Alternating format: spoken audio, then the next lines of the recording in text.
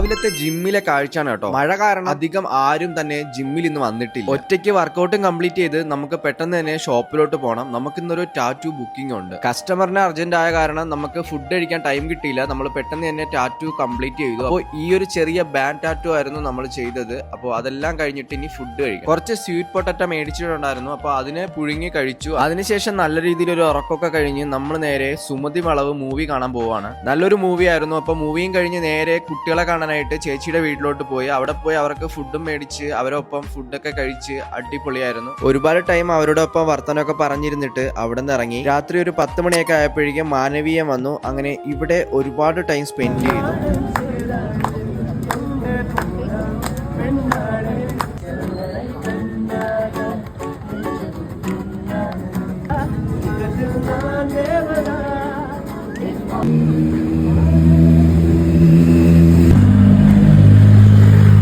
നല്ല വൈബായിരുന്നു അവിടെ time spend ചെയ്യാനായിട്ട്. അങ്ങനെ ഒരുപാട് ടൈം അവിടെ സ്പെൻഡ് ചെയ്ത് ഒരു കോഫിയൊക്കെ കുടിച്ച് ഏകദേശം 1 മണി വരെ ഞാൻ അവിടെ തന്നെ ഉണ്ടായിരുന്നു. അവിടെ നിന്ന് ബൈക്ക് എടുത്ത് നേരെ കഴക്കൂട്ടം വന്നു. മേഘയ്ക്ക് ഓഫീസ് നൈറ്റ് ഷിഫ്റ്റ് ആയ കാരണം അവളെയും വിളിച്ച് നേരെ ചായ കുടിക്കാനായിട്ട് ഇറങ്ങിയാണ്. അപ്പോൾ അവിടെ വന്നപ്പോഴത്തേക്ക് ദോശയും ചിക്കൻ ഫ്രൈ ഒക്കെ ഉണ്ടായിരുന്നു. അങ്ങനെ പിന്നെ അതെല്ലാം കഴിച്ചിട്ട് മേഘനെ തിരിച്ച് ഓഫീസിലാക്കി നേരെ ബൈക്ക് എടുത്തിട്ട് ഞാൻ റൂമിലോട്ട് പോവുകയാണ്. അപ്പോൾ വന്നപ്പോഴത്തേക്കും നമ്മുടെ ടെക്നോ പാർക്കിന്റെ ഫ്രണ്ട് ഗേറ്റ് കണ്ടപ്പോൾ ഒന്ന് നിർത്തിയതാണ്. അപ്പോൾ നെക്സ്റ്റ് വീഡിയോയിൽ വീണ്ടും കാണാം. Bye bye.